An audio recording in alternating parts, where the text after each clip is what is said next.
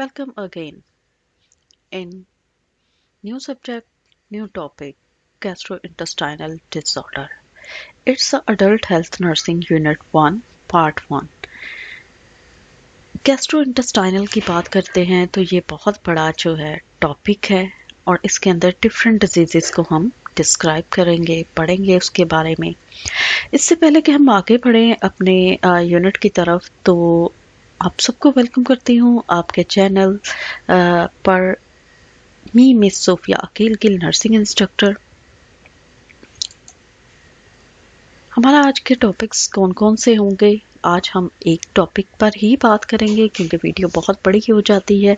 आपका thank you करते हैं, वेलकम करते हैं अगेन कि आप हमें पसंद करते हैं। आपके इस मोटिवेशन के लिए बहुत बहुत शुक्रिया और इसी तरह आप सब्सक्राइब करते रहें, लाइक करते रहें, अपने फ्रेंड्स के साथ शेयर करें ताकि मेरी और ज़्यादा मोटिवेशन होती रहे और आपके लिए न्यू सब्जेक्ट लेकर आते रहें। तो बढ़ते हैं हमारे यहाँ पे जो टॉपिक होंगे जिनको हम डिस्क्राइब करेंगे। स्टोमाटाइटिस है, ओरल कैंसर है या ट्यूमर है, सलेवरी ग्लैंड डिसऑर्डर होंगे, गैस्ट्रो एसोफेजियल रिफ्लक्स डिसऑर्डर है, हिस्ट्रो हर्निया है, एक्लेशिया है, डाइवर्टिकुलर है या डाइवर्टिकुला डिजीजेस कौन सी है, एसोफेजियल कैंसर या ट्यूमर क्या है। फर्स्ट ऑफ ऑल हम लोग देखेंगे इन डिजीजेस के बारे में कि अगर हम लोग इनकी पिक्टोरियल देखते हैं, पिक्चर्स इनकी देखते हैं तो कौन कौन से डिजीजेस, जैसे लाइक ओरल कैंसर की बात करते हैं कि कौन सा ऐसा बैक्टीरिया है, कौन सा ऐसा वायरस है जो कि हमारी ज़ुबान पर इतनी मल्टीप्लिकेशन होती है कि वो ट्यूमर या कैंसर की शक्ल इख्तियार कर देता है। अब बहुत सारे हमारे ग्लैंड्स हैं हमारी बॉडी के अंदर, कुछ ग्लैंड्स मौजूद हैं जो कि हमारी बॉडी को प्रोटेक्ट करने के लिए इन्फ्लेम होते हैं या प्रोटेक्शन का भी काम करते हैं। अगर वो उनमें डिसऑर्डर हो जाता है, ऐसे ग्लैंड्स जो कि हमारी बॉडी को प्रोटेक्ट कर रहे हैं, अगर वही डिस्टर्ब हो जाते हैं तो वो कैसे होते हैं उसके बारे में पढ़ेंगे। गैस्ट्रोफेजियल रिफ्लक्स डिसऑर्डर, अगर ये देख रहे हैं हम लोग कि कौन सा ऐसी डिजीज़ है जो कि हमारे स्टमक को डिसऑर्डर करती है, कौन सी ऐसी हर्निया है, हेचल हर्निया की बात करते हैं। नॉर्मल अगर हम लोग स्टमक देखते हैं तो ये एक नॉर्मल शेप है स्टमक की, लेकिन यहाँ पे ये क्या है, ये क्यों इसको हेचल हर्निया कहा गया है। एक्लेशिया क्या चीज़ है, ये कहाँ पे होता है, या हम लोग अगर बात करते हैं डाइवर्टिकुला की बात करते हैं, डाइवर्टिकुलाइटिस की बात करते हैं, तो ये इंटेस्टाइन, कौन सी इंटेस्टाइन में, लार्ज में, स्मॉल में, या कहाँ की इन्फ्लामेशन है या ब्लीडिंग हो रही है, या क्या चीज़ है जिसकी वजह से हमारा जीआई प्रॉब्लम में आया है, या एसोफेजियल कैंसर अगर हुआ है तो कौन से ऐसे बैक्टीरिया, वायरस और कहाँ पे इन्होंने हमला किया है। चलते हैं, बढ़ते हैं। उससे पहले आप मेरे चैनल को सब्सक्राइब करें, लाइक करें और शेयर करें ताकि हम और ज़्यादा जो है आपके पास वीडियो लेकर आते रहें। तो स्टोमाटाइटिस जो है हमें देखने में जैसे पिक्टोरियल नज़र आ रहा है पिक्चर्स के अंदर कि ये देखें हमें क्या नज़र आ रहे हैं, कुछ ब्लिस्टर नज़र आ रहे हैं इस तरह से, कुछ जो है इन्फ्लामेशन नज़र आ रही है। तो बेसिकली है क्या चीज़, इसके ऑब्जेक्टिव्स देख लेते हैं जिनको हमने फॉलो करने हैं। At the end of this session the learner will be able to define stomatitis, describe causes of stomatitis, enlist sign and symptom of stomatitis, discuss type of stomatitis and discuss management of the stomatitis. First of all, see anatomy and physiology. Oral से start होता है, NS तक हमारे जो है ये JIT system जो है वो प्रॉपरली जो है वो काम करता है। अगर इसमें डिसऑर्डर है मुंह से लेके एनएस तक, रेक्टम तक, तो क्या रीजंस हैं, अभी हम बात कर रहे थे स्टोमाटाइटिस की। तो स्टोमाटाइटिस अगर बात करते हैं, स्टोमा जो है मुंह को बोला जाता है, आइटिस कहते हैं इन्फ्लामेशन को। स्टोमा जो है लाइनिंग है, म्यूकस लाइनिंग जो कि हमारे मुंह के अंदर मौजूद होती हैं स्टोमाटाइटिस की डेफिनेशन को अगर देखते हैं, is an inflammation of the mucous lining, यानी कि मुंह के अंदर mucous lining of the mouth. हमारे मुंह के अंदर म्यूकस जैसे जो कि लुब्रिकेट करता है हमारे मुंह के अंदर, जैसे स्लाइवा बनता है, थूक बनता है, वो लाइनिंग क्या हो गई है, डिस्टर्ब हो गई है। वहाँ पे क्या हुआ है, या तो कट लग गया है, वहाँ पे क्या हुआ, कट लगा और जर्म्स क्या हुआ, पेनिट्रेट कर गया, वो उस कट के अंदर से अंदर चला गया। और जब अंदर चला गया तो उसने क्या किया, वहाँ पे ग्रो करना, उस बैक्टीरिया ने, वायरस ने क्या किया, ग्रो करना शुरू हो गया। जब उसकी ग्रोइंग जो है इंक्रीज हुई, ग्रो किया, तो क्या हुआ, वहाँ पे बदबू आना शुरू हुई, वहाँ पे पस फॉर्मेशन हुई, वहाँ पे क्या हुआ, पेन शुरू हुआ, वहाँ पे रेडनेस शुरू हुई। अब इसमें क्या होता है, विच में involve the cheeks, gums, tongue, lips and roof or floor of the mouth. अगर हम बात करते हैं तो ये गम्स हमारे जो हैं वो इन्वॉल्व होते हैं, हम बात करते हैं तो हमारी टंग जो है वो भी इन्वॉल्व होती है, लिप्स जो कि ये देख रहे हैं ब्लिस्टर, ये लिप्स इन्वॉल्व होते हैं, हमारे मुंह के नीचे रूफ जो है या फ्लोर जो है वो पूरा ही टोटल हमारा मुंह जो है वो क्या होता है, इन्वॉल्व हो जाता है इस जर्म्स के साथ जो है क्या होता है, इन्वॉल्व होता है, और क्या होती है, वहाँ पे इन्फ्लामेशन हो जाती है। This literally mean inflammation of the mouth. It is type of मिको क्या है, साइटस, मिकोसाइटस, मिकोसाइटस यानी कि मिकोजा, वहाँ पे जो है इन्फ्लामेशन कहाँ पे हुई, म्यूकस की। तो वो क्या हुआ, वो लाइनिंग, आइटस कहते हैं। कहीं भी स्टूडेंट्स अगर वर्ड आइटस का आता है दैट्स मीन के इन्फ्लामेशन। मीको की बात करें, मिकोजल यानी कि म्यूकस की बात हो रही है, तो उसकी लाइनिंग में क्या हुई, इन्फ्लामेशन आ गई। A condition defined as pain or inflammation of the mucous membrane. जो मेम्ब्रेन है, जो लेयर है हमारी फेस के अंदर, जिसने हमारे मसल्स, हमारे टिश्यू को क्या किया हुआ है, कवरिंग दी हुई है, तो वो क्या हुआ, इन्फ्लेम हो गए, वहाँ पे पेन स्टार्ट हो गया, रेडनेस हो गई, और वहाँ पे सोर्स होना शुरू हो गए, जख्म बनना वहाँ पे। अगर इसकी डिस्क्रिप्शन हम लोग देखते हैं, stomatitis is an inflammation of the lining of any of the soft tissue structure of the mouth. Mouth के अंदर का जितना भी स्ट्रक्चर है हमारा, जिसमें गम्स आ जाते हैं, हमारा सॉफ्ट पैलेट आ जाता है, हार्ड पैलेट आ जाता है, चिक्स आ जाते हैं, लिप्स आ जाते हैं, ओवरऑल जितना भी माउथ का स्ट्रक्चर है हमारा, वो क्या होता है, इन्वॉल्व होता है स्टोमाटाइटिस के अंदर। यूजली जो है पेनफुल कंडीशन होती है associated with redness, swelling and occasional bleeding from the affected area. जो अफेक्टेड एरिया होता है वहाँ से क्या हो रहा होता है, ब्लीडिंग भी होना शुरू हो जाती है। जब जो इंजरी है या ज़ख़म है, जो उस वक्त ब्लिस्टर अगर ब्रस्ट हो जाता है, ब्लिस्टर अगर रप्चर हो जाता है, तो क्या होता है, समटाइम ब्लीडिंग होना शुरू हो जाती है सीवियर इन्फेक्शन के अंदर। और क्या हम लोग देखते हैं तो the inflammation may be caused by condition in the mouth itself such as poor hygiene from the burns from hot food और ड्रिंक्स। अगर हम लोग, समटाइम ऐसा भी होता है कि हाइजीन जो है हमारी सही नहीं है, हम लोग प्रॉपर्ली जो है ब्रश नहीं कर रहे, माउथ केयर नहीं कर रहे, हम लोग जो है अगर अपने माउथ की केयर नहीं करते, टीथ की केयर नहीं करते, गम्स की नहीं करते, तो क्या होता है, मोस्टली ये जम्स जो है जब अफेक्ट करता है हमारे माउथ के ऊपर। सेकेंडली ऐसा भी होता है कि ये फूड अगर हम लोग कोई गर्म खाना खा लेते हैं, या बहुत ज़्यादा कोल्ड ड्रिंक जो हैं वो ऐसी होती हैं जिनके अंदर सिट्रिक एसिड होता है, लाइक खट्टे खाने अगर हम लोग खाते हैं तो खट्टे की वजह से भी हमारे माउथ की लाइनिंग जो है वो रप्चर हो जाती है, फट जाती है, और अंदर मुंह के ब्लिस्टर होना शुरू हो जाते हैं। या गरम गरम खाना खाते हैं उससे भी जल जाता है, ब्लिस्टर होता है, वो रीज़न बन जाती है स्टोमाटाइटिस की। डिफरेंट कंडीशन में जो है ये हो सकता है। समटाइम क्या होता है, मेडिकेशन की वजह से हो रही है, मेडिकेशन की एलर्जी की वजह से, या एलर्जिक हो जाती है। कई दफ़ा एलर्जी, जैसे मौसम चेंज हुआ है तो उसकी वजह से फ्लू ज़ुकाम होता है, और वो भी उसके बाद क्या होता है कि वो इन्फेक्शन वायरल जो है वो रिएक्ट करता है हमारे माउथ पर, गम्स पर, और क्या होता है जैसे सोर थ्रोट होता है, सोर थ्रोट का इन्फेक्शन जो है माउथ तक आ जाता है, तो क्या होगा हमारा माउथ के अंदर ब्लिस्टर होना शुरू हो जाते हैं और उनके अंदर जो है इन्फ्लामेशन होना शुरू हो जाती है और इन्फेक्शन क्या करता है वो पूरे मुंह में फैलना शुरू हो जाता है। ये वापस हम लोग बात कर रहे हैं जनरली अगर इसको देखा जाता है तो इन्फ्लेम एंड सोर माउथ, माउथ के अंदर क्या होता है जख्म बन जाते हैं।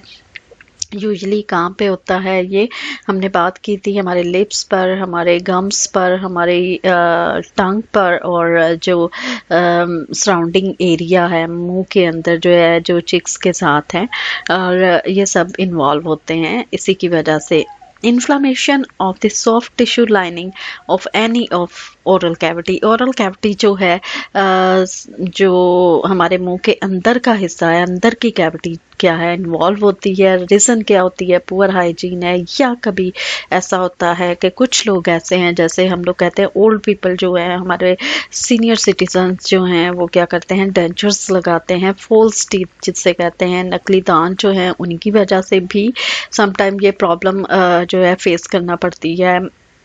या फिर किसी खाने की वजह से क्या हुआ, ड्रिंक की वजह से या फूड की वजह से, जैसे सूप पी लिया है या गरम गरम सूप पी लिया है या खाना खाया, उसकी वजह से भी क्या होता है हमारा मुंह बर्न हो जाता है, माउथ इनसाइड द माउथ, और वो जो सॉफ्ट टिश्यू होते हैं वो बर्न होने की वजह से क्या होता है वहाँ पे रेडनेस हो जाती है, पेन होती है, इन्फ्लामेशन होती है और ब्लिस्टर बनना शुरू हो जाती है। इस कंडीशन में क्या है, ये क्या है सिस्टमेटिक कंडीशन है जो कि अफेक्ट करती है whole body as allergy, infection और मेडिकेशन। अगर कोई मेडिकेशन हम लोग ले रहे हैं किसी टाइप की भी, उसकी वजह से भी क्या होता है सम टाइम मुंह में ब्लिस्टर होना शुरू हो जाते हैं। कॉजेस क्या होती हैं, अगर हम लोग स्टोमाटाइटिस की कॉजेस देखते हैं तो जो हमने बात की कि डेंचर्स, फॉल्स टीथ जो हैं वो पूरी रात लगा के रखने से भी ब्लिस्टर बनना शुरू हो जाएंगे, उस जगह पे बर्निंग लाइक सेंसेशन होना शुरू हो जाएगी।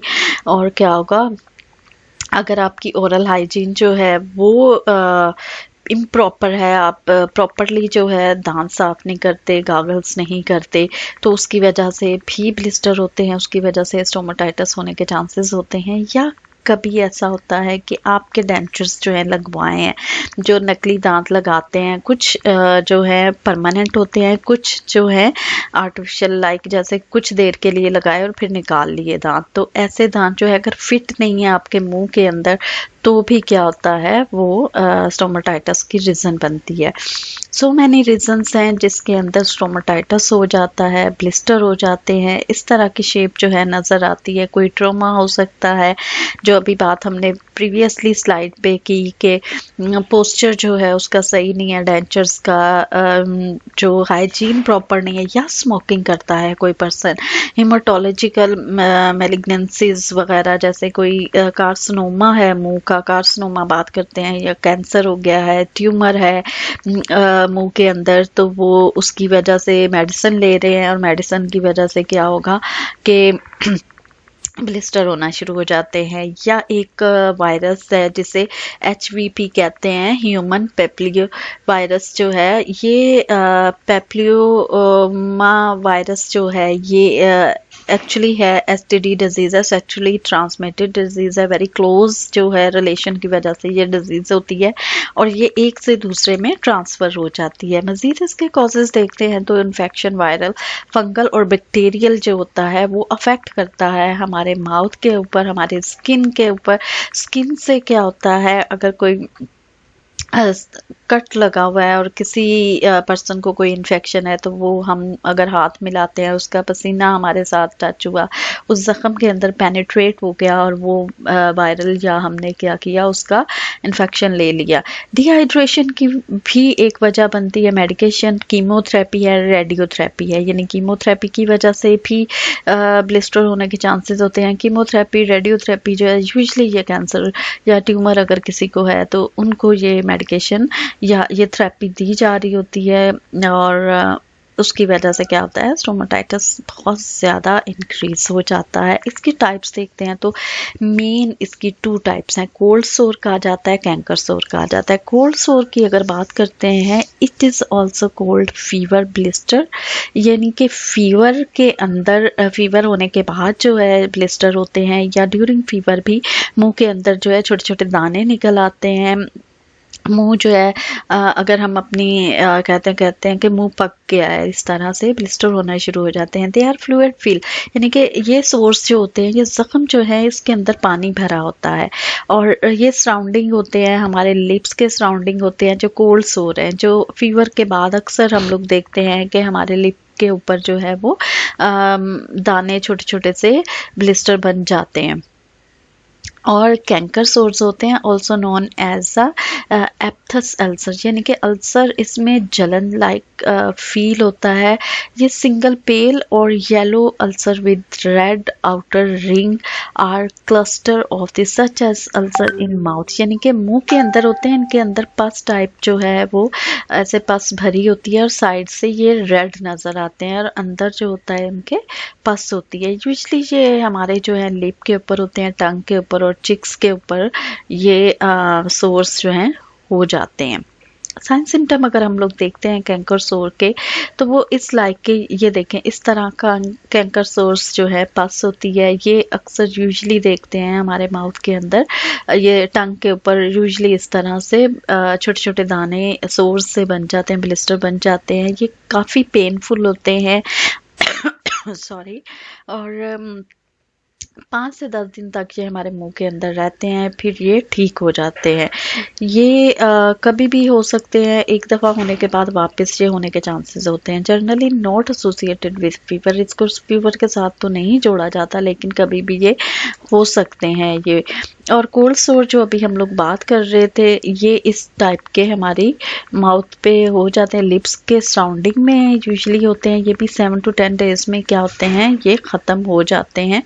इसकी ड्यूरेशन जो है 7 to 10 डेज है। और associated with cold or flu क्या, जैसे जब ये होते हैं तो हमें जो है फ्लू लाइक जैसा वो फीलिंग आ रही होती है, जैसे एक जब हमें फ्लू हो जाता है तो उसमें जैसे फीलिंग आती है, तो फ्लू के दौरान भी ये ब्लिस्टर होने के चांसेस होते हैं, क्योंकि उसमें हमें फीवर आ जाता है। इसके अलावा इसकी और मज़ीद जो हैं टाइप्स हैं, जिनको डिवाइड कर दिया। न्यूट्रिशनल डेफिशिएंसी की वजह से होता है, एप्थस स्टोमाटाइटिस है, एंगलर है, डेंचर रिलेटेड है, एलर्जिक है। इसको हमने शॉर्टली तो हमने जो है वो बात कर ली है, हेरपेटिक है, इसको शॉर्टली हमने बात कर ली। इसको देख लेते हैं। मेल न्यूट्रिशन और मेल अब्जॉर्प्शन की वजह से ऐसे लोग जो कि उनकी डाइट अच्छी नहीं है, या वो डाइट तो लेते हैं लेकिन उनके इनसाइड जो है स्टमक जो है उसको एक्सेप्ट ही नहीं कर रहा, अब्सॉर्ब ही नहीं कर रहा, डाइजेस्ट ही नहीं हो पा रहा, तो can lead to nutritional deficiency status. इसे क्या कहा जाएगा, न्यूट्रिशनल डेफिशिएंसी है। इस वजह से भी क्या होगा, हमारे मुंह में ब्लिस्टर होना शुरू हो जाते हैं। For example deficiency of iron, vitamin B12, vitamin B3, vitamin B6, vitamin B9, vitamin B12, ये ऑल वो मैनिफेस्टेशंस हैं जो कि स्टोमाटाइटिस की रीज़न बनते हैं। Usually iron is necessary for the upgradation to क्या होता है, ट्रांसक्रिप्शनल एलिमेंट है, किसके लिए, इसको रिपेयर करने के लिए। अगर आयरन B12 B6 विटामिन हम लोग लेते हैं तो ये बहुत जल्दी हमारे जो है रिकवर हो सकते हैं, उस न्यूट्रिशन डेफिशिएंसी को फुलफिल कर सकते हैं। सेम ये वही चीज़ है। सेकंड जो है एप्थस स्टोमाटाइटिस है, it is disorder of unknown etiology. इसकी कोई एटियोलॉजी, इसकी कोई कॉजेज, इसके साथ सिम्टम नहीं मिले, लेकिन ये ब्लिस्टर जो है सडनली हो जाते हैं हमारे मुंह के अंदर। कभी भी ऐसा हो जाता है, हम कहते हैं हमें बुखार भी नहीं है, हमें जो है कुछ ऐसी प्रॉब्लम भी नहीं है, लेकिन क्या हुआ कि पेनफुल अल्सर लाइक हमारे मुंह के अंदर होना शुरू हो जाते हैं ब्लिस्टर। हमारी म्यूकस मेम्ब्रेन जो है वो डिस्टर्ब होती है। माइट भी हम लोगों की कहीं ना कहीं जो है या तो किसी चीज़ से एलर्जी हुई है, या हम लोगों ने क्या किया है, हमारी पुअर हाइजीन है माउथ की। एंगुलर जो है inflammation of corner of the lips is term angular stomatitis और एंगुलर चिलाइटिस, इसे चिलाइटिस भी कहते हैं। ये नज़र आ रहा होगा पिक्चर के अंदर, जो है माउथ के सराउंडिंग में क्या हुआ है, ब्लिस्टर बनना शुरू हो जाते हैं। ये भी विटामिन डेफिशिएंसी की वजह से होती है, जिसके अंदर जो है विटामिन B2 B9 जो है मोस्टली इम्पॉर्टेंट जो है पार्ट है, B12 जो है, जिसकी कमी की वजह से ये स्टोमाटाइटिस हो जाता है। डेंचर रिलेटेड है, जो कि हमने अपनी ऊपर वाली स्लाइड्स में पढ़ा है कि डेंचर क्या होता है। अगर तो डेंचर्स जो हैं वो फिट नहीं है, या फिर ये देखें ये इस तरह से ज़ख्म बन जाता है, दांत के ऊपर कंप्लीट नहीं आया, या फिर क्या हुआ है कि रात को लगा के डेंचर्स जो हैं वो सो गए हैं, तो वो भी क्या बनेगा, वो लाइनिंग को क्या करेगा, हमारी जो माउथ के अंदर ये लाइनिंग है, टिश्यूज़ हैं, उनको रप्चर कर देगा, और क्या होगा वहाँ पे इन्फेक्शन ग्रो करना शुरू हो जाएगा। इन्फेक्शन ग्रो करेगा तो क्या होगा कि हमारे मुंह के अंदर सोर्स बनना शुरू हो जाएंगे, फिर नहायत ही गंदी बदबू आती है, पस फॉर्मेशन होती है, और हम और ज़्यादा मज़ीद बीमार होने के चांसेस हमारे हो जाते हैं। और सम टाइम क्या होता है कि यही इन्फेक्शन हमारे स्टमक तक चला जाता है, पूरे GIT जो है इसमें इन्वॉल्व हो जाता है, एक मुंह के इन्फेक्शन की वजह से। एलर्जी जो है ये मोस्टली देखा जाता है कि किसी भी चीज़ से एलर्जी हो सकती है, यानी कि आपकी स्किन की एलर्जी हो, किसी मॉस्किटो ने बाइट कर लिया है एक पर्सन को, दूसरे एक को काटा, फिर दूसरे को काटा, तो वो वहाँ से हम में ट्रांसफ़र हो जाती है। इसके अलावा किसी फूड से है, डस्ट से है, तो उस वजह से एलर्जी हो जाती है। तो एलर्जी के बाद भी क्या होता है, हमारे मुंह में ब्लिस्टर होने शुरू हो जाते हैं, किसी मेडिकेशन की वजह से है। और माइग्रेटरी स्टोमाटाइटिस क्या है, it is a typical presentation of the, इसकी कोई जो है वजह नहीं है, condition which normally present on the tongue. ये नॉर्मली क्या होता है, हमारी टंग के ऊपर ये ब्लिस्टर बन जाते हैं, टंग के ऊपर इस तरह से कट जाती है पूरी टंग जो है, इस तरह से ऐसे जैसे छिल जाता है किसी ब्लेड से या कुछ इस तरह से, वो ऊपर से काट दिया हो स्किन को, तो इस टाइप की ये एलर्जी, ये जो है स्टोमाटाइटिस इस टाइप का हो जाता है, जो कि काफ़ी पेनफुल होता है। मोस्टली ये जो है बूढ़े जो है हमारे सीनियर सिटीज़न, उनके या फिर बच्चों में ये ज़्यादातर देखा जाता है। हार्पिटिक जिग्नोस्टोमाटाइटिस जो है ये क्या है, गिग्नोस्टोमाटाइटिस भी कहते हैं। This is inflammation of the mouth caused by the herpes simplex virus. Herpes simplex virus जो है ये नहायत ख़तरनाक HIV है। ये इन्फेक्शन जो कि सेक्सुअली डिजीज़ है, ट्रांसमिटेड डिजीज़ है, और ये जो है बहुत ख़तरनाक इन्फेक्शन है। तो कभी भी ये कहीं से भी वायरस जो है लग सकता है, लेकिन ज़्यादातर ये क्लोज कांटेक्ट की वजह से इन्फेक्शन होता है। इसकी ट्रीटमेंट क्या होती है कि इसके सिम्टोमेटिक ट्रीटमेंट इसको दी जाती है। जो भी पेशेंट है उसको एंटीसेप्टिक माउथ वॉश दिए जाते हैं, प्रोटेक्टिव पेस्ट दी जाती है, ताकि प्रॉपरली वो जो है डेंचर्स जो है केयर करे, अपने दांतों की सफाई करे, माउथ वॉश करे, और लोकल एनेस्थेटिक माउथ वॉश और स्प्रे दिए जाते हैं, ताकि जो ब्लिस्टर की इसकी पेन है, जो इन्फ्लामेशन है, स्वेलिंग है, वो स्वेलिंग वगैरह से जो पेन है वो थोड़ी सी सबसाइड हो, थोड़ा सा उसको रिलीफ मिले, रिलैक्स मिले। ओरल एनाल्जेसिक दिए जाते हैं, यानी कि पेन किलर मेडिकेशन दी जाती हैं, या फिर टॉपिकल मेडिकेशन दी जाती है, जैसे लगाने के लिए कोई उसको पेस्ट लाइक ट्यूब वगैरह दे दी जाती है, या गार्गल्स करने के लिए, या फिर इस तरह से कोई भी उसको मेडिकेशन दी जाती है। पैथोफिजियोलॉजी अगर हम लोग देखते हैं इसकी, तो पैथोफिजियोलॉजी के अंदर क्या है, किसी किस्म की भी इंजरी लाइक जैसे इन्फेक्शन है या एलर्जी है, उसकी वजह से ये स्टोमाटाइटिस क्या होता है, अक्कर होता है, स्टोमाटाइटिस हो जाता है। और क्या होता है, पैथोजिन हमारी जो लाइनिंग है, हमारी म्यूकस लाइनिंग जो है, म्यूकस मेम्ब्रेन्स जो है, उसके अंदर पेनिट्रेट कर जाता है, उसकी लाइनिंग के ऊपर क्या होता है, जब पेनिट्रेट करता है मीन्स उसके अंदर चला जाता है। जब मुंह के अंदर हमारे रैशेस हो जाते हैं, फट जाता है मुंह के अंदर, जो ब्लिस्टर की वजह से उसकी वजह से ब्लिस्टर हो जाते हैं। लाइक वो पैथोजन जो है उन लाइनिंग के अंदर, अगर कट लगा हुआ है तो उन लाइनिंग के अंदर चला जाएगा और फिर वहाँ पे क्या करेगा, ग्रोथ करना शुरू हो जाएगी। वहाँ पे उसकी माइक्रो ऑर्गेनिज्म की ग्रोथ ज़्यादा होना शुरू हो जाएगी। वो वहाँ पे अपना घर बना लेंगे और वो बढ़ना शुरू हो जाएंगे और बड़ी तेज़ी से ये बढ़ते हैं। और जब वो बढ़ेंगे तो क्या करेगा, वो ग्रोथ पैथोजन जो माइक्रो ऑर्गेनिज्म है वो लीड करते हैं रेडनेस को, इन्फ्लामेशन को और पस फॉर्मेशन को। तो वहाँ पे उस जगह पे जहाँ पे वो पैथोजन पेनिट्रेट हो गया, जहाँ पे वो पैथोजन आ गया है, वहाँ पे क्या होगा, पस फॉर्मेशन बनेगी, इन्फ्लामेशन होगी, रेडनेस होगी और उसके रिजल्ट में क्या होगा, स्टोमाटाइटिस हो जाएगा। नर्सिंग इंटरवेंशन जो है बहुत ज़रूरी है, क्योंकि हम लोग क्योंकि हमारा शोबा जो है नर्सिंग से है, तो impaired oral mucous membrane related to pathogenic condition, infection और केमिकल और मैकेनिकल ट्रॉमा, किसी भी ट्रॉमा की वजह से अगर हो गया है, इम्पेयर्ड म्यूकस मेम्ब्रेन हो गई है, तो उसकी केयर करनी है, उसको हमने केयर प्रोवाइड करना है। जो कि ट्रीटमेंट हमने देख ली है, उसको माउथ वॉश के लिए बताएंगे, उसको हाइजीन के लिए बताएंगे।